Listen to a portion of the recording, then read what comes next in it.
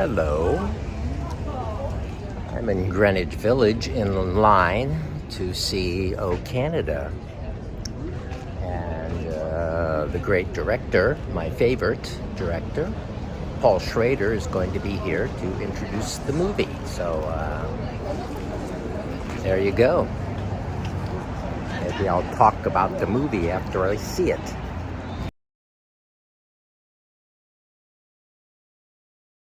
A film that was, I'd done a film called Affliction that Russell wrote, and we became good friends after that. And I would spend a week up at his place in the Adirondacks every summer. And then a year and a half ago, I called up, I said, what's a good week? And he said, not this year because I've got cancer, I'm undergoing chemo.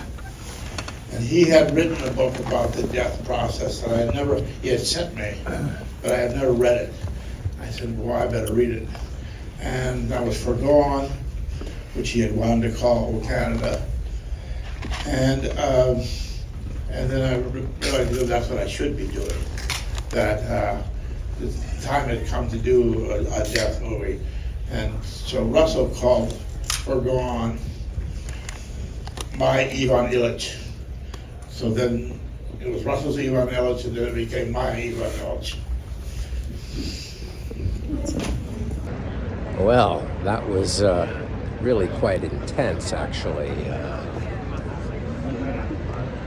Richard Gere is great in it. Paul Schrader's script is fantastic. It's a terrific movie. It's definitely a movie for old men. It's about a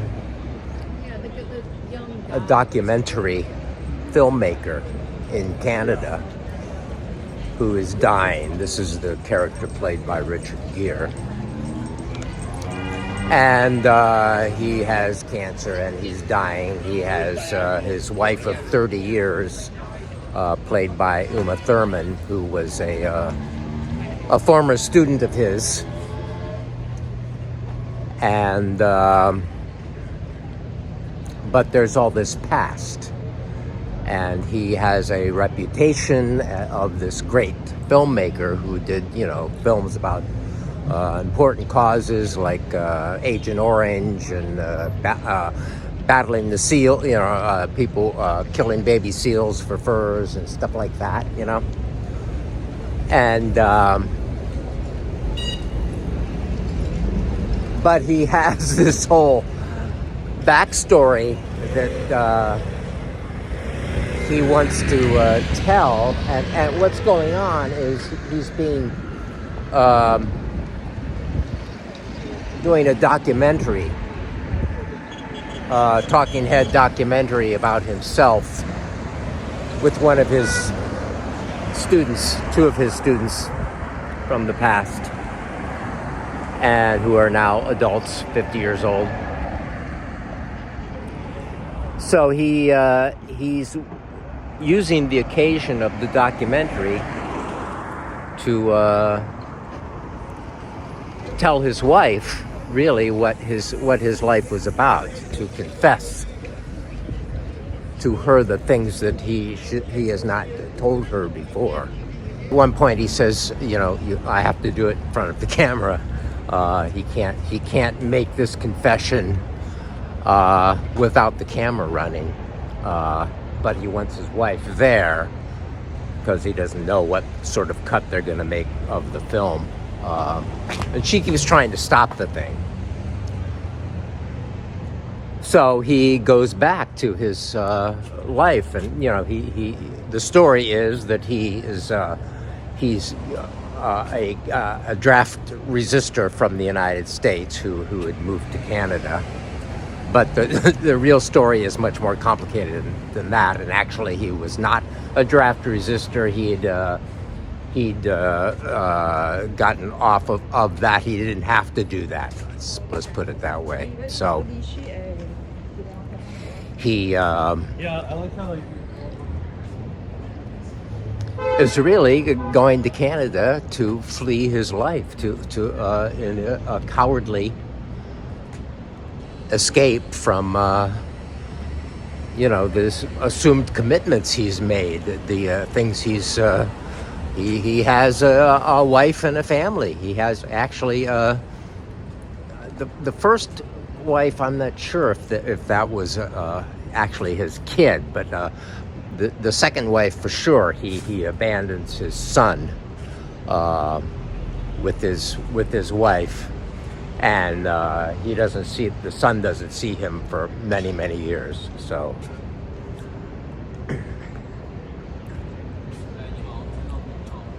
yeah, I really like the movie. I'm gonna have to watch it again. I read the novel some time ago when it first came out. Schrader said that Russell Banks sent him the novel when he wrote it, and he didn't read it until later. I don't know if he waited till Schrader died to read it. For Russell Banks died to read it, but Paul Schrader and Russell Banks had made another movie together when Paul Schrader adapted the novel Affliction, which I read, I think, within the past year or so, and I had seen the movie first, and actually I thought the movie was about alcoholism, and reading the novel, it's really about violence and male violence. The affliction in the family is the violence. It's not not alcoholism. So.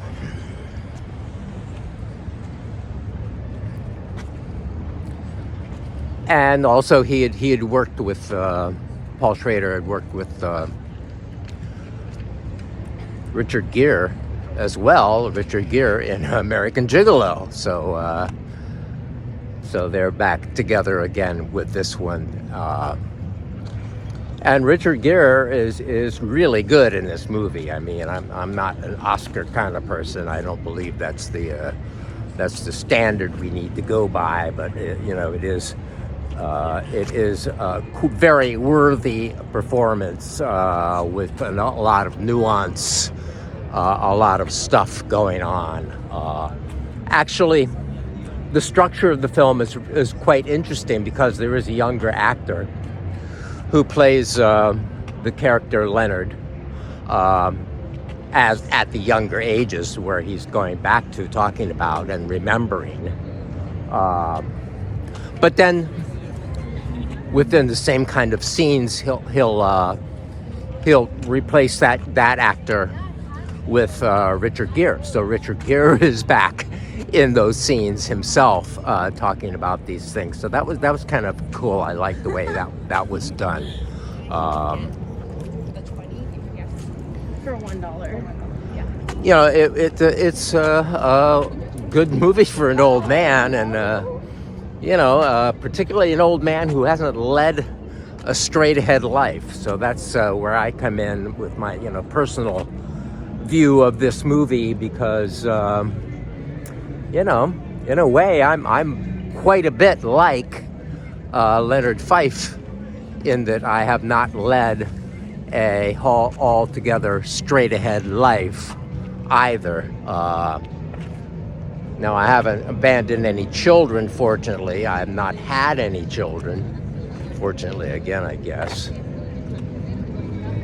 But I have abandoned many women, and there's so many women along the past, and I'm haunted by all that, and that's kind of enough. So I can see how a guy like that in a movie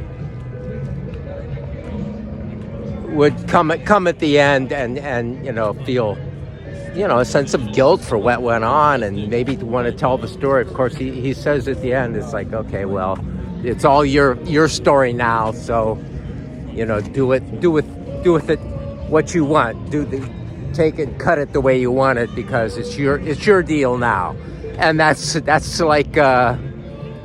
like my life is actually. I know that I'm going soon, and whatever I was belongs to you.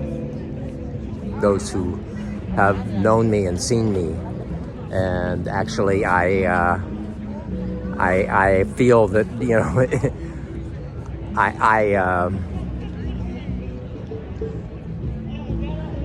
I'm doing these videos actually, I think, to tell my story, to confess in a certain sense, on camera, which is exactly like the movie. I mean, you know, in a certain way, the people I know and care about might not want to hear my confessions, or would not want to sit still for them, or, you know, whatever, or I wouldn't have the guts to give them.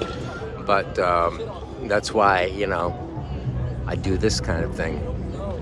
So it's funny, I was thinking while I flashed while I was watching the movie about when I was a kid. I remember being a young kid playing in the woods. There was a woods behind the apple orchard in Ohio, where I lived. And I remember being in those woods with a friend and imagining my life being a movie.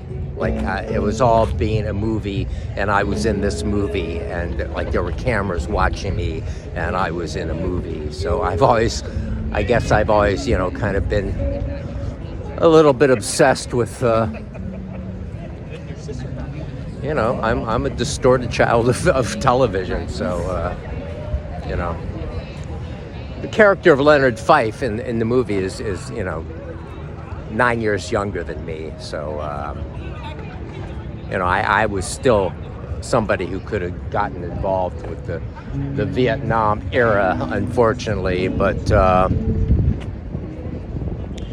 it didn't happen. So I had a good lottery number, so that's how I got out of it. I don't know what I would have done if they actually were going to call me up, because I had no intention of going into the army, you know, to fight this idiotic war. So that was not going to happen, as it was not going to happen for Leonard Fife either, but that's not why he went to Canada. So, yeah. So it was a complicated movie, and a lot of stuff going on, like a back and forth in memory, and even though it's only 94 minutes. And one thing is, you know, Schrader came out and talked just very briefly to us, and then they started rolling the movie right away. Like we didn't have to watch any trailers, and that was like, wow, this is the best movie screening ever. It was just the director coming out and say, oh, here's my movie, and then the movie just played without any of the goddamn previews, which often wreck a movie, even though in this case it was IFC, so probably the movies wouldn't have been as horribly offensive as they might be in other situations. Can we see the Empire State Building from here? Yeah, it's up that way, beside my head. So I guess that's all there is I have to say about this right now. I will watch the movie again. I might even read the novel again. Actually, Russell Banks, at the library, have waiting for me. A Permanent Member of the Family is what I'm going to read next, by Russell Banks, which I have not read before. So I'd suggest looking at the movie sometime of Canada. It was really good, especially if you're old, especially if you have memories, especially if you have like a muddled life story. You might really like it. So we'll say goodbye to Washington Square here, and I'll head home. Yeah, there is a question of him being a coward, and this is called the Alamo, by the way. It's a sculptural thing that's been here a long time. It's supposed to move. Let's see if I can move it. Somebody else trying to push it. I'm helping.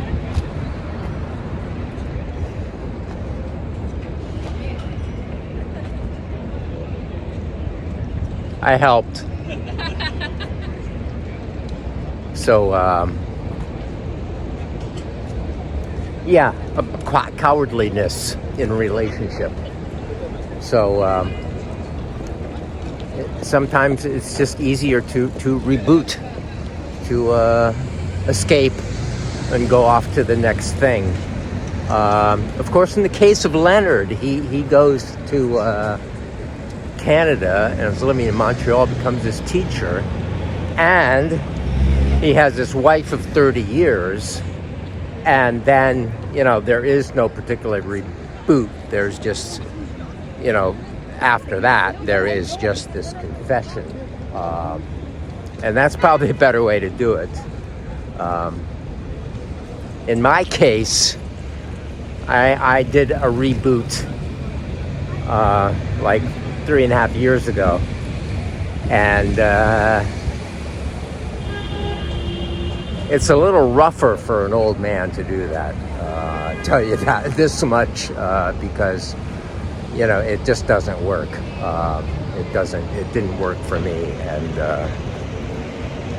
so there's that. And why would somebody do that? Why would somebody want to reboot? It's often it's not because of what they are like, the other partner, or somebody who is or the situation, or somebody else comes into starts a relationship with somebody else. It can be that they just don't feel capable. They don't feel good enough for the relationship.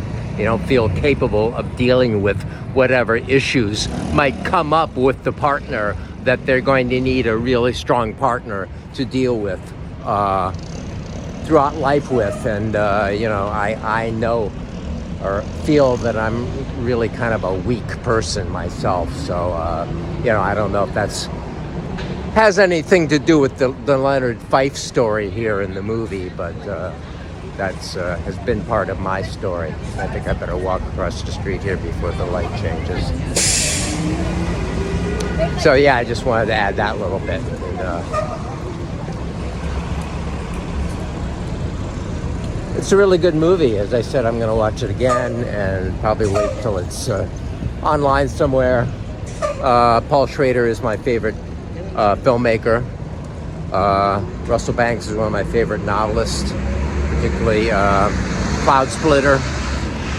And with Paul Schrader, well, I really liked Comfort of Strangers. Is one of a movie I really love, and that's a movie he made. But it was written by Harold Pinter, an adaptation of somebody else's work, I think. But and the Card Counter is really a terrific movie from a few years back, which is a look at the damaged people from the American war machine and what it does overseas to other people and what it does to our own people, our own soldiers. So the Card Counter is really a seriously intense little movie. So that was 2 movies back. I don't know if the old man has any more movies, but he's on Facebook. I follow him on Facebook. He says some good things, and yeah, I really like Paul Schrader. He's a good guy. So that's that.